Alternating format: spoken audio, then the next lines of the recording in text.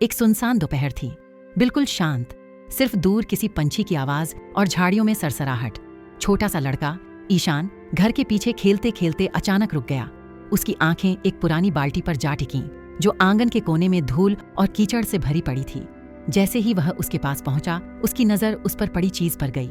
एक मरा हुआ कौवा, कीचड़ में बुरी तरह सना हुआ।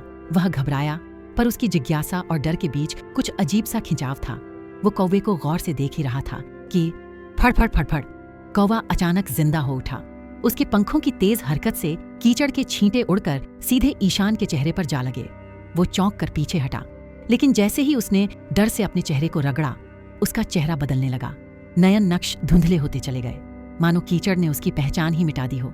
और तभी बाल्टी से कुछ और निकला। Good good good. एक भयानक कीचड़ का राक्षस मानो उसी बाल्टी में छुपा बैठा था। वो फिसलता हुआ ईशान की आंखों की ओर बढ़ा। पहले एक आंख, फिर दूसरी। उसने लड़के की आंखों को ढक लिया और अब वो उसकी आंखों से दुनिया देखने लगा। अब वो राक्षस ईशान की जान लेने दौड़ा, एक जानवर जैसी भूख लिए हुए। ईशान चीखा, पापा। अगले ही पल ढाएं, एक गोली की गूंज और कीचड़ के टुकड़े उड़ गए। पापा बंदूक लिए खड़े थे, आंखों में आग। माँ दौड़ी, ईशान को गले लगाया, कांपते हुए।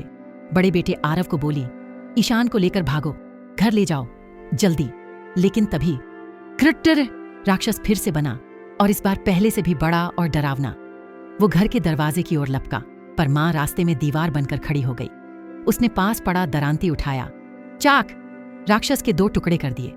माँ की सांसें तेज थीं, आंखों में आंसू और गुस्सा दोनों थे। पर राक्षस उतना मूर्ख नहीं था।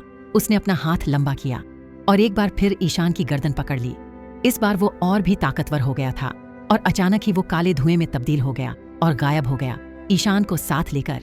अब सवाल सिर्फ ये नहीं था कि राक्षस कौन था, बल्कि ये कि उसने ईशान की आंखों से क्या देख लिया था, और क्या वो वापस आएगा। To be continued.